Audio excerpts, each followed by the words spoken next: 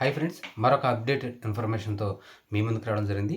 Eighth pay commission మనందరికీ తెలిసిన ఇన్ఫర్మేషనే.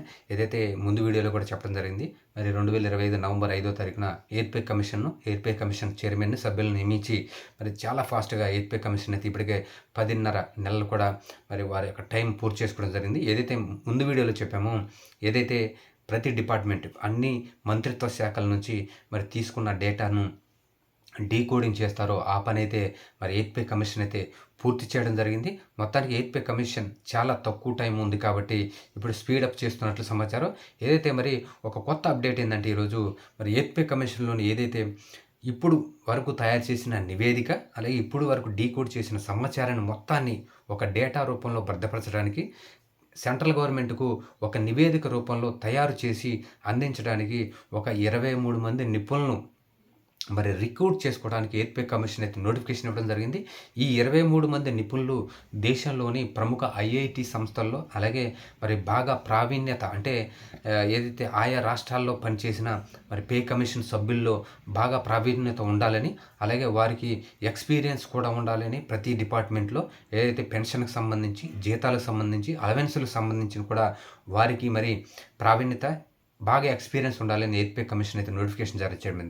అసలు ఈ 23 నిపుణులు ఎందుకు ఎయిత్ పే కమిషన్ను మరి తీసుకోవాలనుకుంటుంది ఈ వీడియోలో తెలుసుకుందాం. ఏదైతే ఎయిత్ పే కమిషన్ మరి ఇప్పుడు కొంతమంది ఇంతకుముందే దాదాపు 40 మంది నిపుణులు కూడా, అంటే నిపుణులు కాదు యాక్చువల్లీ కొంతమంది టెక్నికల్ నాలెడ్జ్ ఉన్న వారిని కూడా రిక్రూట్ చేసుకోవడం జరిగింది. దాదాపు ఈ ఒక 8-9 నెలలు కదా, అంటే నవంబర్ 25, 2025లో అప్పుడు మరి దీన్ని కూడా రిక్రూట్ చేసుకోవడం జరిగింది అనుకుంటా. నాకు కరెక్ట్గా డేట్ తెలీదు. మొత్తానికి అప్పుడు రిక్రూట్ చేసుకున్న టెక్నికల్ టీంను కూడా మరొక 23 మంది నిపుణులను కూడా మరి రిక్రూట్ చేసుకుని మరి ఎయిత్ పే కమిషన్ భావిస్తున్నట్లు సమాచారం. ఈ యొక్క 23 మంది ఈ యొక్క ఎయిత్ పే కమిషన్లో ఈ నివేదికను మరి టెక్నికల్ రూపంలో టెక్నికల్ టీం అందించిన సమాచారాన్ని క్రోడీకరించి, అలాగే డీకోడ్ చేసి కేంద్ర ప్రభుత్వానికి ఏ విధంగా సమాచారాన్ని అందించాలి, అలాగే ఏ విధంగా నివేదికను అందించాలని వారు మరి ఈ 23 మందిని రిక్రూట్ చేసుకున్న తర్వాత కాంట్రాక్ట్ బేసిక్ పద్ధతిలో నోటిఫికేషన్ ఇవ్వడం జరిగింది.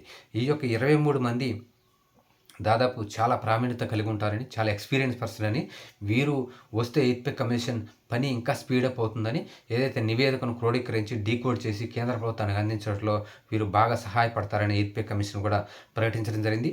మరి రాబోయే రోజుల్లో ఎయిత్ పే కమిషన్ ఎంత స్పీడ్గా పనిచేస్తే అంత మంచిదని కూడా నిపుణులు భావిస్తున్నారు. ఎందుకంటే ఒకవేళ ఎయిత్ పే కమిషన్ మరింత లేట్ చేస్తే కేంద్ర ప్రభుత్వంపై భారీగా భారం పడే అవకాశం ఉందని, ఎందుకంటే ఏరియర్ రూపంలో అది ఒకే సంవత్సరంలో, అంటే 2027-28 సంవత్సరంలో ఖచ్చితంగా ఎయిత్ పే కమిషన్ ఇచ్చే రిపోర్ట్ ప్రకారం మరి బడ్జెట్లో అయితే ఉద్యోగులకు, పెన్షన్లకు బడ్జెట్ అయితే ఎంతో కొంత ఎలాకేట్ చేయాల్సిన అవసరం ఉందని, ఒకవేళ బడ్జెట్లో ఎలాకేట్ చేయకపోతే ఏరియర్స్ ఇవ్వటం ఇబ్బంది అవుతుందని, దాంట్లో కనుక ఒక 50% బడ్జెట్ అయినా కేటాయించకపోతే ఒకే సంవత్సరంలో ఇంత బడ్జెట్ని కేటాయించాలంటే మరి కేంద్ర ప్రభుత్వం మీద కూడా భారీగా భారం పడే అవకాశం ఉందని కూడా ఆర్బీఐ నిపుణులు భావిస్తున్నారు.